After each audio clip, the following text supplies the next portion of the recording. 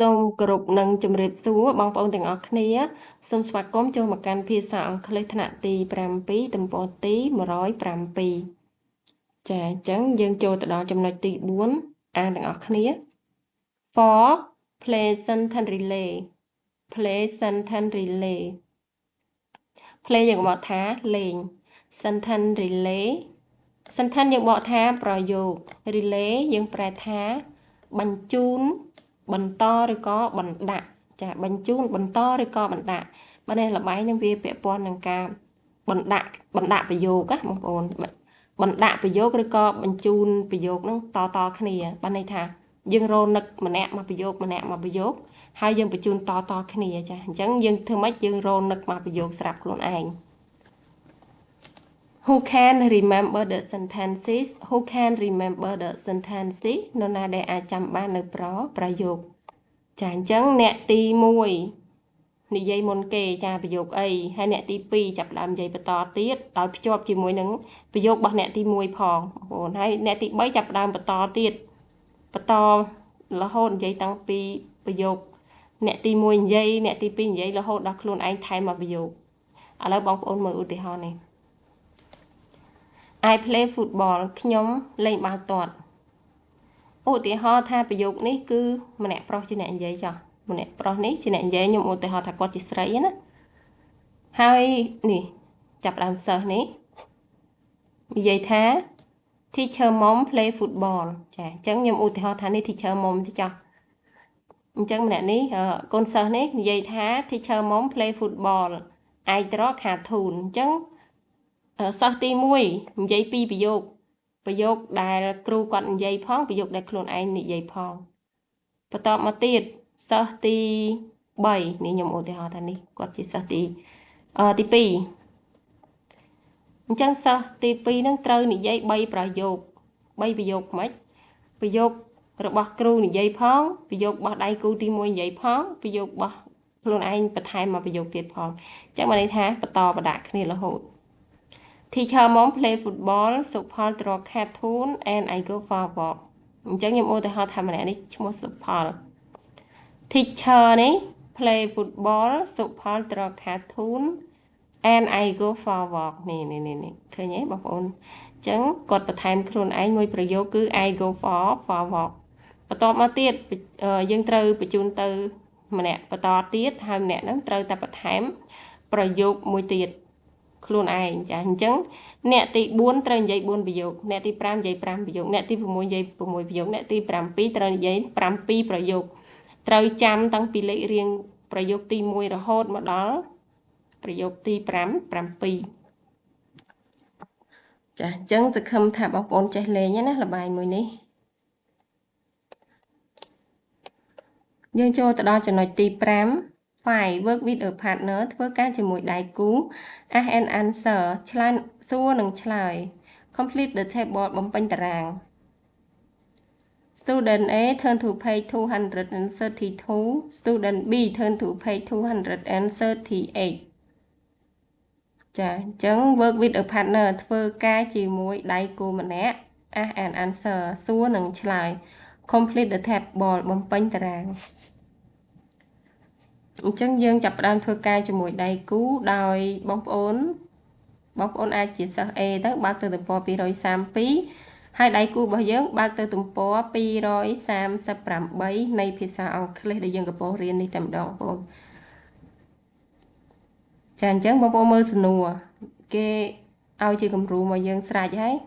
Does Dara play football on Monday តើ Dara លេងកីឡាបាល់ទាត់ដែរឬទេនៅថ្ងៃច័ន្ទបើសិនជាក្នុងតារាងបងប្អូនឃើញមាន Greek បងប្អូនឆ្លើយថា Yes he does បើនៅក្នុងតារាងហ្នឹងអត់មាន Greek ទេមានជា blank ទៅទេ No he doesn't ទេគាត់មិនបានលេងនោះទេចាអញ្ចឹងតារាងនីមួយបញ្ជាក់ពីសកម្មភាពរបស់សិស្សណាបងប្អូនយើងមើលមួយទៀត Does he go fishing on Saturday តើគាត់ទៅលេងតើគាត់ទៅស្ទូចត្រីដែរឬទេនៅថ្ងៃសៅរ៍អញ្ចឹងបងប្អូនមើលតារាងដូចគ្នាបើនៅក្នុងតារាងនោះមាន Greek Yes he does បើក្នុងតារាងអត់មាន Greek ទេបងប្អូនឆ្លើយថា No he doesn't អញ្ចឹងយើងទៅមើលតារាងនឹងទាំងអស់គ្នាទំព័រ232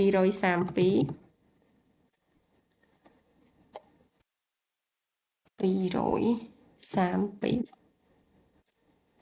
ចាស់ទៅចា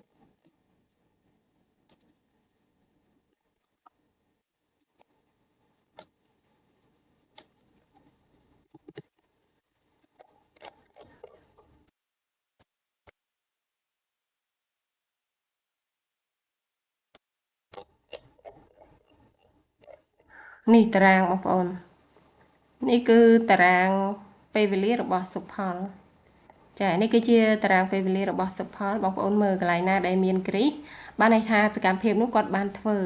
អញ្ចឹងបងប្អូនមើលអឺប្រយោគទី1សិន write diary សរសេរកំណត់ត្រាប្រចាំថ្ងៃអញ្ចឹងការសរសេរកំណត់ត្រាប្រចាំថ្ងៃរបស់សុផលគាត់ធ្វើជារៀងរាល់ថ្ងៃតែម្ដងរហូតតាំងពីថ្ងៃច័ន្ទរហូតដល់ថ្ងៃអាទិត្យចំណែកឯមួយទៀត listen to music ស្ដាប់តន្ត្រីគាត់ស្ដាប់តែថ្ងៃពុធហើយនិងថ្ងៃសៅរ៍អាទិត្យក៏ស្ដាប់3ថ្ងៃក្នុងមួយសប្ដាហ៍ go fishing ទៅស្ទូចត្រីគាត់ទៅស្ទូចនៅថ្ងៃអាទិត្យអញ្ចឹងក្រៅពីនឹងបងប្អូនអាចបន្ថែមប្រយោគចូលថែមទៀតទៅចាឥឡូវយើងទៅមើលទំព័រមួយទៀត238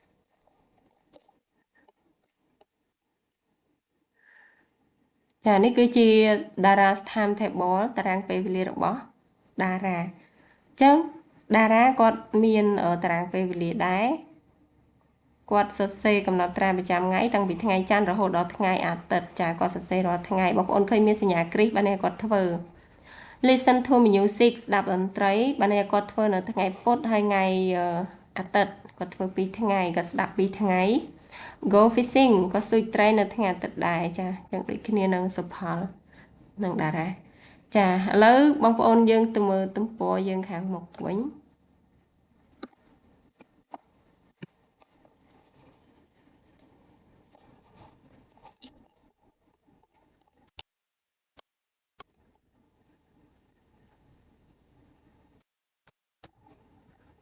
ចឹងបងប្អូនចេះសួរនិងឆ្លើយសំណួរខ្ញុំឧទាហរណ៍ជូន Does Dara play football on Monday បើបងប្អូនឃើញមានសញ្ញាគ្រីស Yes he does ទៅបើអត់ទេគឺ No he doesn't ឬក៏ Does Supal play football ឬក៏ Does Supal write a diary on Monday ចាអញ្ចឹងយើងឃើញតារាងពេលវេលាមិញគឺសុផលសរសេរកំណត់ត្រាប្រចាំថ្ងៃបងប្អូនសរសេរចូលមក Yes he does ចាអញ្ចឹងសួរនឹងឆ្លើយសំណួរសួរឆ្លើយរហូតកន្លែងនេះគឺយើងអត់ប្រើការសរសេរទេគឺផ្ដោតសំខាន់ទៅលើការសន្ទនាការសន្ទនាដើម្បីឲ្យស្ទាត់ជំនាញក្នុងការនិយាយបងប្អូនឥឡូវយើងចូលទៅដល់ចំណុចទី6 write in your notebook សរសេរចូលក្នុងសៀវភៅ notebook របស់អ្នកអញ្ចឹងយើងមើលគំរូសេអីខ្លះ Dara play football on Monday he doesn't go fishing on Saturday តារាលេងកីឡាបាល់ទាត់នៅថ្ងៃច័ន្ទហើយគាត់មិនទៅស្ទូចត្រីទេនៅថ្ងៃសៅរ៍ចាអញ្ចឹងយើងបានប្រយោគនេះមកពីណាបងប្អូន play football on Monday ចាអញ្ចឹងប្រយោគនេះគឺយើងបានមកពីការបំពេញតារាងបងប្អូនអាចបំពេញបន្ថែមទៅយើងដឹងគាត់ធ្វើអីខ្លះសេបន្ថែមទៀតមកខ្ញុំឧទាហរណ៍ជូនបងប្អូនតារា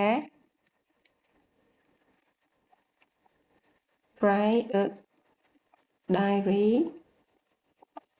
every day he listen to music on Wednesday and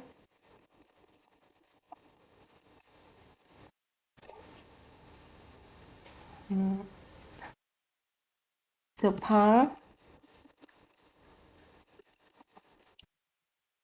listen to music on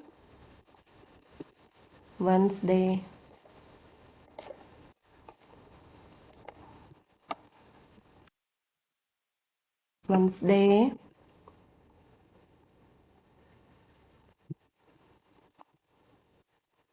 Saturday and Sunday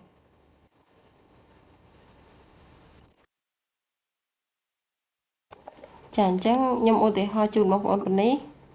ហើយខ្ញុំបានមកពីណាបងប្អូនគឺបានមកពីតារាងពេលវេលារបស់សុផលហើយនឹងតារាហ្នឹងឯងបងប្អូន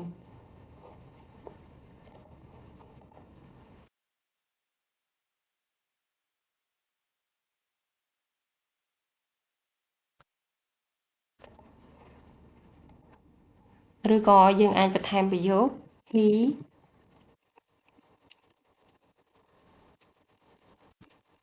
he doesn't go fishing on Tuesday គាត់មិនទៅស្ទូចត្រីទេនៅថ្ងៃអង្គារអញ្ចឹងបងប្អូនអញ្ចឹងបងប្អូនអាចបន្ថែមខ្លួនឯងថែមទៀតមកបានច្រើន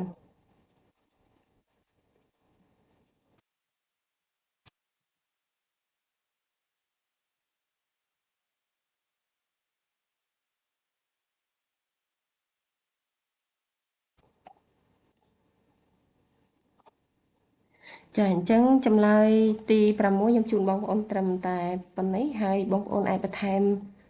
អ្វីដែលនឹកឃើញខាងក្រៅអាចថែមចូលទៀតបានចាអញ្ចឹងភាសាអង់គ្លេសថ្នាក់ទី7ទំព័រទី107នាងខ្ញុំបញ្ចប់ត្រឹមតែប៉ុណ្ណេះបងប្អូនមានអ្វីឆ្ងល់អាចសារវីដេអូនឹងមើល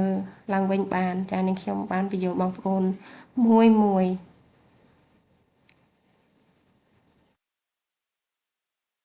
ចាសូមអរគុណបងប្អូនដែលបានតាមដានវីដេអូរបស់នាងខ្ញុំតាំងពីដើមរហូតដល់ចប់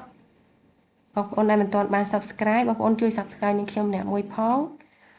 ចាកុំភ្លេច like មួយផងបងប្អូនណាចឹងជួបគ្នានៅវីដេអូក្រោយទៀតទំព័រទី108